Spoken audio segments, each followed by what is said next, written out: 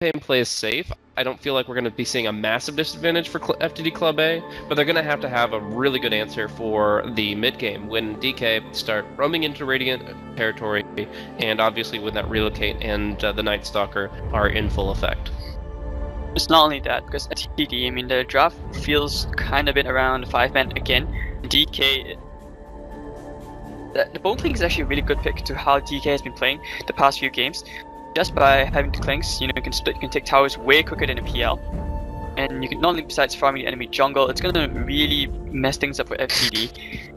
And like I said, they have to be decisive this game, otherwise they're just gonna waste time, and you know, the towers are just gonna disappear off the map. Tiny has good potential with taking towers as well in the toss. And I think their Night Stalker really complements the playstyle in the draft of how it usually works with K right now. Sure. And obviously it's going to be more and more difficult for Alchemist to really rely on stacks. I mean, he's going to be looking to build himself up. Grievel's Greed requires that you start stacking and building yourself up, killing a lot of creeps at once. And I just feel like it's going to be difficult for him if we just see the control coming in from links from IO Tiny. I feel like DK Skater have all the answers, but we're going to see a little bit of a change up here. XTT is going to be actually TPing down bottom for a very interesting observer ward. He's obviously scouting for the enemy's ward placement, but you might as well take advantage of timing and get something a different ward out that they wouldn't normally expect, and they're going to go for the turtle ward. So they're going to have a reserved position early on, a look for maybe some rune control, and I think this first bounty rune could actually be extremely useful as well. Of course, you got to note the grade for the Alchemist, as well as the bottle rush build for the IO. Both of them really depend on getting a bounty rune early. And at level 1, I think DK can't really contest this unless they go for 5-man to 1 rune. It's the only way they're going to secure the rune for the IO. Because currently, I mean, they have the better level 1, just by having, you know, the Witch Doctor out there, and if you have the Scorched Earth, but I think XTT probably doesn't want to do that. Yeah, it looks like they're still looking to contest it. This could be very difficult indeed here. Night Stalker can kind of lead the front lines, but with only the Chilling Touch, the Searing Arrows, they're going to have their work cut out for them. Really need to focus down a target. They're scary in FTDA though. We need some good ice shards. We need to see somebody isolated if they ever tiptoe to the high ground. But no, they're just going to snowball in, try to snatch the bounty rune. It is going to be, oh, nice little task, but the Night Stalker and the Queen of Pain are the ones that claim the bounty rune. So, wow, it's not going to be the Night Stalker at all. Or sorry, it's not going to be the Wisp at all. He's going to just get a chunk of that first blood gold, and that'll put him to the bottle anyways. So they deny the Alchemist the rune, they get themselves first blood, and overall, FTDA accomplished nothing. Now in their early stage, Witch Doctor going to be trying to roam in and get involved here, 2v2, but as soon as Tiny hits level 2, you're going to be facing some real difficulty. Well, I mean, it should be okay. It's very hard for the IO to tether and do anything here. They actually have a huge advantage here thanks to the acid spray, and Witch Doctor, if it came in a bit earlier at the cast, they probably could have gotten a kill there, but I think very hesitant in going in. Bottom lane, Queen of Pain's gonna have quite a tough time actually against this Clinks and the Chilling Touch, plus the Searing Arrows.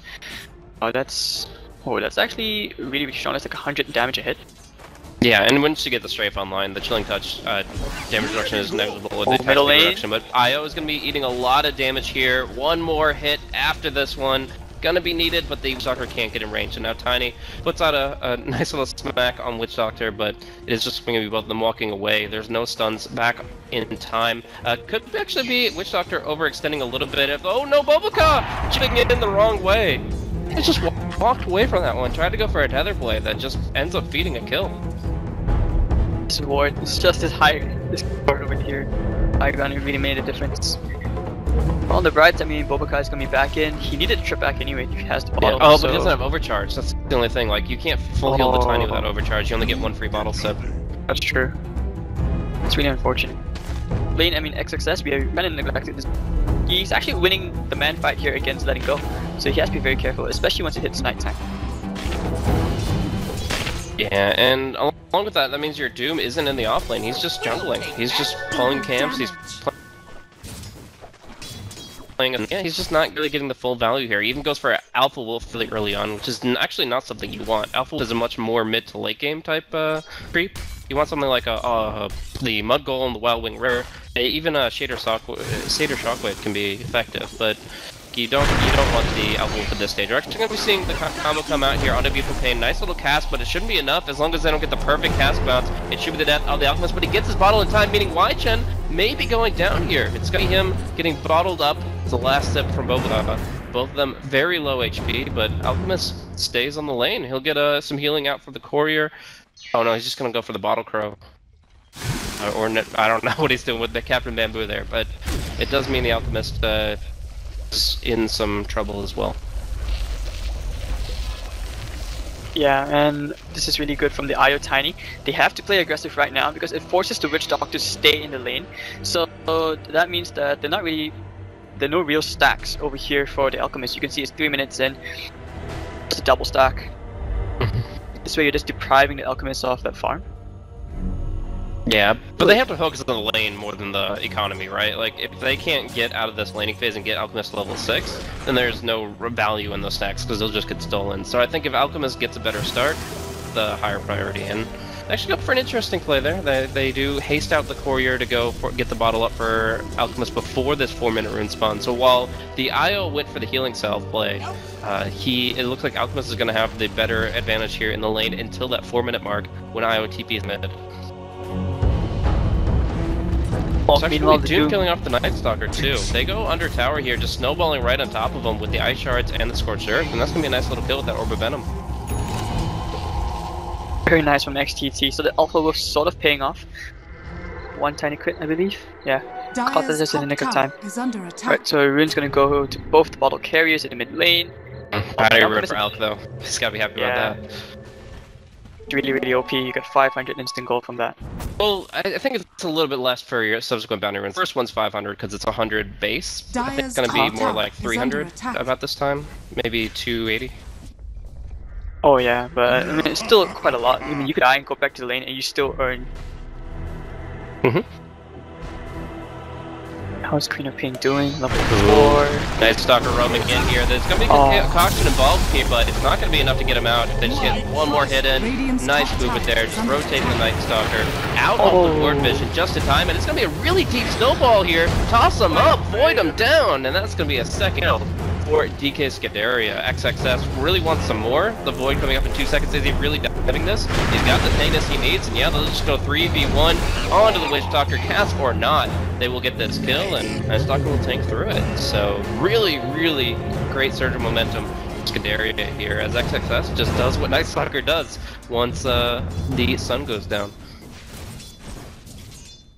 That was really good. I mean, the shards, that was really unfortunate actually, but the overcharge making a huge difference for Chen. Otherwise, he would have died there. Extra bit of movement saved him. And I think XXS probably wants to get a kill here on the Queen of Pain. He has to silent, but he needs to time his put. Yep, they're gonna go. Got him close to it. One hit, yeah, that's all you need. Really good. Like, that's a hard one to execute on, but they got exactly what they needed. It's rare to see Night Stalkers, I mean, accomplish as much as XXS has, you know, by the first night time. And he still has actually a good 2 minutes before day. So I think, yeah, they're just going to keep pressuring the Queen of Pain, who hasn't had a good lane at all. Very far behind in CS, actually in the bottom half. Yeah, it's kind of since that day shift from the 4-minute nighttime to the 6-minute nighttime, that's when we saw Night Stalker really start emphasizing that second night in terms of ganking presence, and his first night kind of went by the wayside. Nobody really cared about that as much. Maybe you get one gank off, but not 2 or 3. But in this case, no, he's been very involved, and I love the way they rotated the lanes. The Ancient Apparition solos bottom, the Clink solos top, and so far it's worked out for them. You'd expect maybe Wrong to go down once to that, but they've so far been so fearsome with this Night Stalker that it's not going to happen. That was close. Yeah, he's definitely learned his lesson. He's staying closer and closer to the trees on the right now, because if he was any closer to the center of the lane, he would have died there. He would have been silenced and just dead.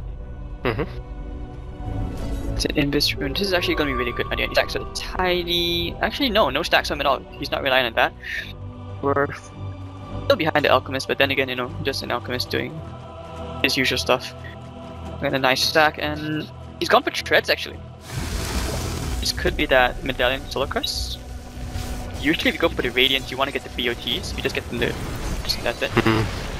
Hard to say. We're going to see the jump here onto the Witch Doctor, and that's going to be a clean kill, but can they actually get out without... Oh, the Doom coming into play. He's just got the mana for it. He'll crit him down! Oh, Bobocom will actually fall here, and he'll get the Doom on the Tiny, who will be caught by the Tusk spell. So, that's going to be 2 more, and a great double concoction! The turnaround! We see now 3 kills, maybe a 4th going the way of FTDA, as everything that can go wrong does go wrong. And Scenario bring the kill score from 2 to 6 against them. Oh my.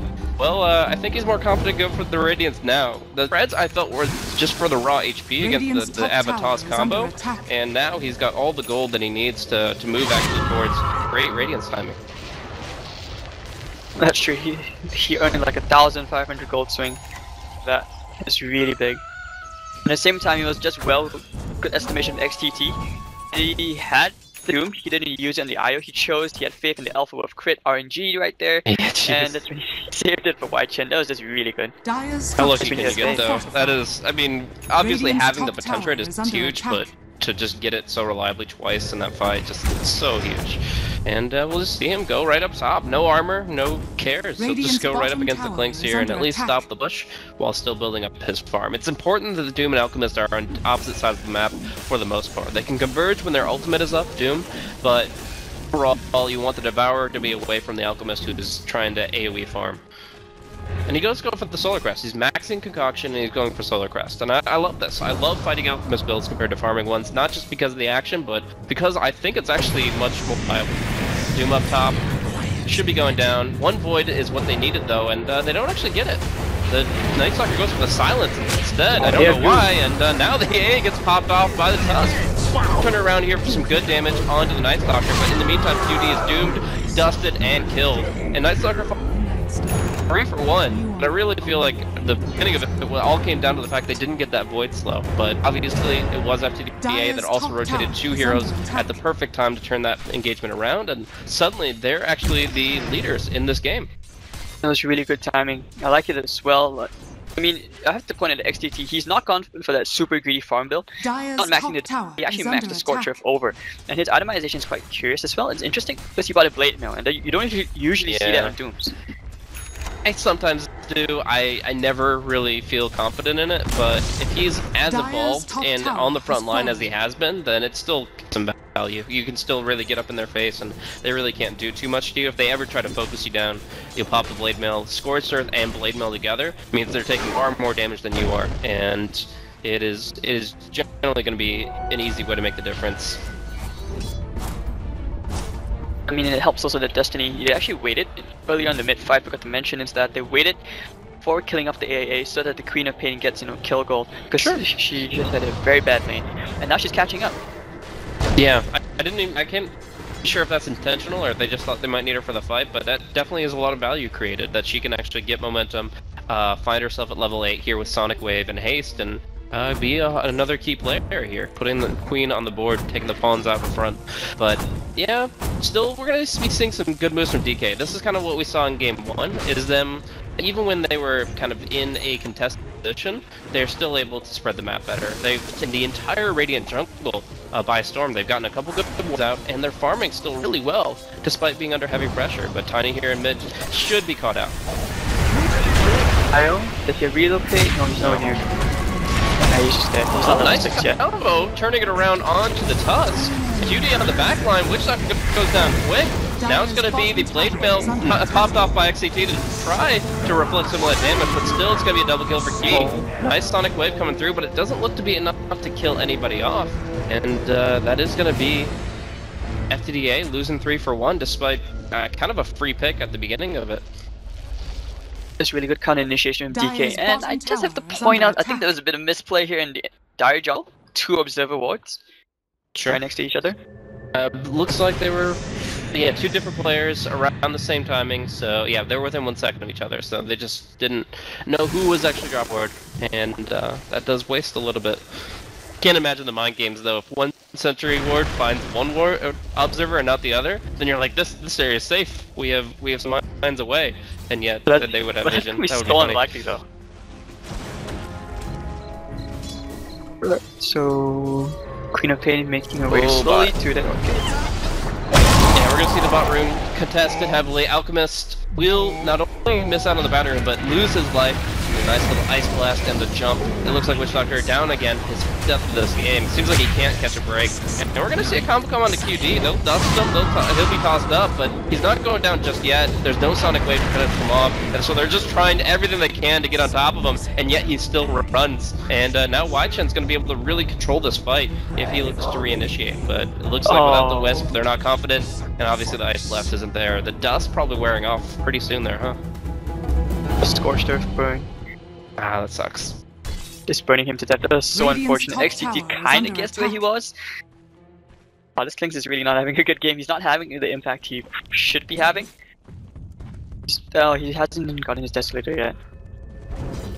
It's so interesting that these fights usually start off with one hero getting picked off quickly, like in this case it was the Alchemist, and then the allies just are able to rally behind him and still end up turning it and getting the favorable trade overall. Obviously the cores aren't happy about it, but it's making for a pretty even net worth distribution. I mean, we're seeing both teams back and forth, Radiant and Dire just pretty much even in overall net worth, and then the supports are getting a lot more farm than they normally would, meaning maybe we consider Wrong getting a hand of Midas this game.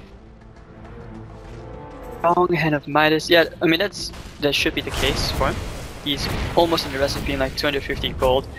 I actually have to commend that Klink's net worth is almost as high as the Alchemist, considering an Alchemist is supposed to be a good 2000 gold ahead. Should be, usually. And he's decided he needs the raw HP just against the top edge combo. So it could be just like, you know, your normal plain Ogre Club into the Solar Crest. Hopefully by then he can fight, but otherwise it's tough to itemize this game.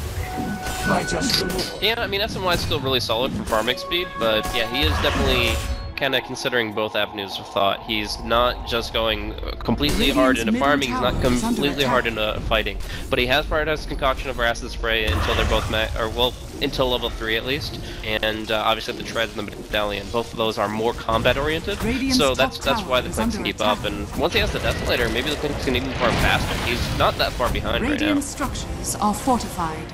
He's gonna pressure the top T1, this should be an easy tower. Oh, Blink Dagger on Tiny, this should be a really nice jump here. Ice Blast on the Queen of Pain. Combo is not perfect, but it is sufficient. They'll relocate on top to be sure of it. But with a Queen of Pain kill, that's going to be not only the tier 1 up top claimed by QD, but most likely the tier 1 bottom falling to DK Scuderia as well. And relocate back to the top. Alright, that's it. So, yeah. They're gonna get himself a T1 here in the bottom lane for sure. I mean, this is the good thing about having a dagger on the chin. On Tiny. Now he can actually snipe off these really squishy heroes like the Alchemist and the Witch Doctor. Well, Alchemist, since he has like 1200 HP now, but otherwise he should be fine. Doc is going towards his own Midas as well. Oh, he actually just picked him up. This is fast. The economy game is so interesting here, because you got yourself, obviously we talked about the Devour and the Grievel's Greed being good effects to amplify or enhance the farm of FTD. Now they've got a Hand of Midas on Doom, countering out a Hand of Midas on Night Stalker. Overall though, DK Scuderia have better control map and are just finding more means of farming as well as taking towers. So in general, DK Scuderia are winning in net worth, but FTDA have a lot of ways back into it. I guess it's also always Destiny gets greedy for the last in the tower. That was a mistake. Dire's middle tower has been denied. That was unfortunate. I think they want to turn around and fight, try to get at least a consolation kill, but they're not going to get it. Wow, that's just really unfortunate. And I think he was feeling confident because he had the double damage rune. FTD, they smoked up. 3-event smoke. Maybe they'll find. Do they have detection? Yeah, they do on the Tusk. Tusk is almost on his mech. Yeah. He does force the Witch Doctor to go for this kind of full 5 position. Actually going to be trying to go on the Wisp. He can just tether away. The snowball's too deep. And now the Doom comes out on QD. He can pop. No, he can't pop the BKB, of course. But he might be helped out by Bubblegum here in a second. If he just lets a little bit longer, 2 more seconds, the tether could come through and bottle sips and earn charges. What was the relocate? Keep the Klinks alive. Now XS is going to be fighting on the front line until their return in 12 seconds. They've just got to keep the fight centered around this location. The bot room. Wrong. Look at the TP. Gonna be mini stunned. And he will be falling. Can they pursue for one more though? Get the silence here on Queen of Pain. And almost have enough to bring him down. Just need the 1 stun and there it is. That's the kill. Oh, the toss! Oh, wow! Wow. I think they're gonna kill it. This should be 2 more heroes down. XTT's dead. Yeah, they just have so much potential to run through with this darkness. Just taking advantage of that 50 seconds that will be timing out now, but they are able to pursue the tier 2 tower in mid, diving as deep as possible to take that. And it really comes down to the Wisp, just getting the tether off cooldown at just the right second.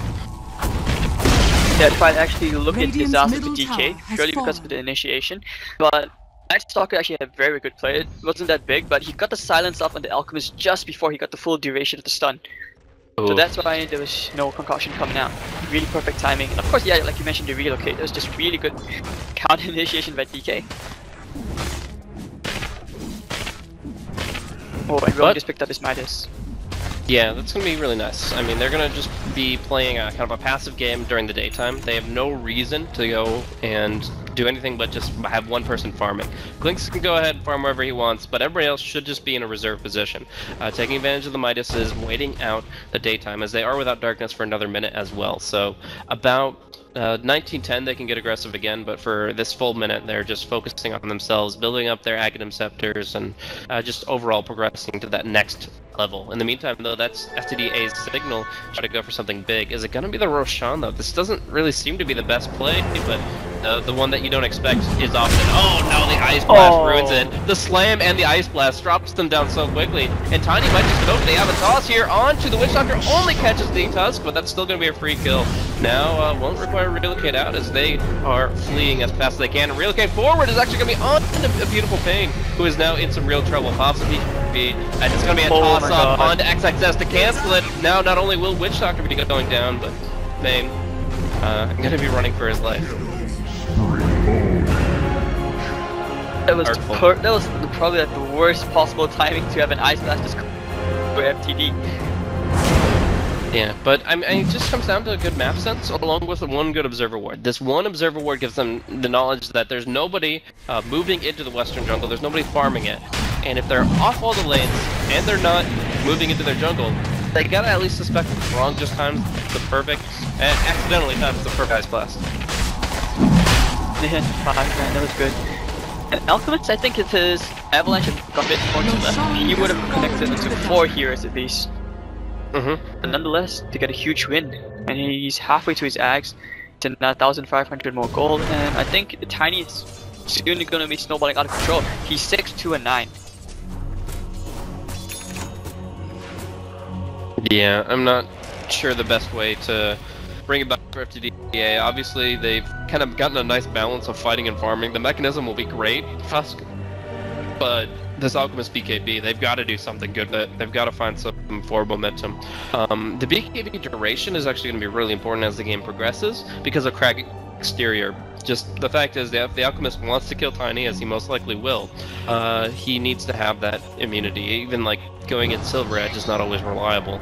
So he's probably going to be looking to assess top lane more than that, but right now, oh, but the snowball saves it, but the Sonic Wave connected to 4 heroes. XTT taking a lot of damage, but it looks like the relocate is gonna expire. He's still alive, he's just not gonna die. And so Iron Night Stalker get a kill each. There you go, looks like he's gonna be stuck here. Oh, Casket Ocean toss onto the British Doctor. He will get just pummeled down. Next XSS, Beautiful Pain wants a constellation kill, pops the BKB. XSS trying to run. He's actually gonna get away, and Beautiful Pain caught a lot of heroes. He's gonna get tossed back to QD. Not ideal, he's run out of mana, and he's gonna try to run, but this range doing so much and you're finally gonna get brought down. It's gonna be a team wipe, a 5-for-1 trade. Excellent. Just excellent. Actually, that was a 5-for-0 because the Wisp actually got denied by Clink. He had a Shadow Strike on him, ticking down, and this just goes ahead, Clinks pops him one, and suddenly FTDA get absolutely nothing out of those kills. Just losing on gold, no experience, just a brutal fight for them. I mean, this is the timing where DK, you're just getting stronger and stronger. The Aghanim is up with the Tiny. It's gonna be up soon for the Night Stalker, though he did segue into that Vladimir's offering. Radiant's top tower is under attack. Just huge, perfect time from DK. So now it looks like they've pretty much cemented their lead advantage. It's gone to past a 10,000 gold lead for them now. EXP past 12,000 as well. It's actually interesting how early the Clinks went for the BKB over the Deso. It obviously helped a lot, but you almost never see a build like that. pretty much for the stun, I suppose, especially against the alchemists. When you go for this, this medallion build, usually it's so dependent on the stun for most of the damage. BKB is a really good option. But anyways, I mean, he's already got his Desolator and his BKB. I think they want to fight again. Oh, that's a beautiful jump there. The Doom's gonna come out, but it's not even gonna matter. Boboka can just heal through all that with Bottle and Urn, and they're just gonna keep doing their thing. But yeah, just getting the, I didn't catch Witch Doctor getting clinked on here, just right at the foot of Depths. Really just, I mean, at this point, they're just completely outfarmed. The net worth has just gone nuclear with 13,000 favoring DK Scuderia, the experience of 15k. And the biggest thing I have to say is for the 5th time, this has still that mech. He never found time to farm for himself, only 41 last hits as an offlaner, and no mechanism for any of these fights. If they had just not gone into the dire jungle when they did up top, they might have had a mechanism for the relevant part of this game, but right now they've just lost their entire mid lane, and they've got nothing in exchange. I have to point out as well, because Destiny had a very poor lane, he's still nowhere close to an Orchid for at least 5 minutes or 2-8. They want to find him in the top It looks lane. like he'll get picked too. He won't see the Night Stalker until it's too late. And Silence comes out, the relocate, and the kill. That night vision, even without darkness, is going to be enough for XXS to kill him off, and suddenly Aghanim Scepter for him. A gem from the Wisp to complement Dire's top tower is under attack. You can see here in KDA, your Night Stalker 7, 3, and 13. He's been involved in a lot of kills. FTD, I mean, I don't even know what you're gonna do right now because they're just so far behind. Your Night Stalker is more farmed than your Alchemist and your Doom. And you're talking about 2 top tier farming heroes. Yeah, that is true. And along with that, like now that there's a Stalker Aghanim Scepter, as long as Night Stalker is the one to scout things how to move on the front line, it means that there's really no key tool for FTD A to engage. The only thing you can really get is a surprise blink initiation, and that's just not going to be enough. Okay, good fight on this. Probably BKB, might be able to get the TP. He's trying to avoid any toss play, but I don't know. He's just taking too much physical damage. TP will come through, but that toss is going to be canceling it just in time. They do get the Doom on the target they want now. Boboka is going to be taking low. Should be denied, I believe, but see if he even drops low enough, because the overcharge is mitigating some of that. Now we see the Clinks going on the Tusk. Tusk's going to be dropping very low, but not without a fight. He's actually going to get tossed to his enemy, or his ally, and they're both going to be going down. So Boboka lives throughout all of that, and that's going to be it. GG, it's going to be a 2-0 for DK Scuderia, moving further into the lower bracket. Team DK. That was just really good play. DK, I mean, it seemed like FTD had a moment of hope there when they were coming back, they're getting the kills. DK with the Night Stalker doing so much. He had a very good gank in the first night time. I believe he got an assist and 2 kills in the first 6 minutes. And I mean, afterwards, it just snowballed out of control. If you're tiny, you can see it here, 11, 2, and 14.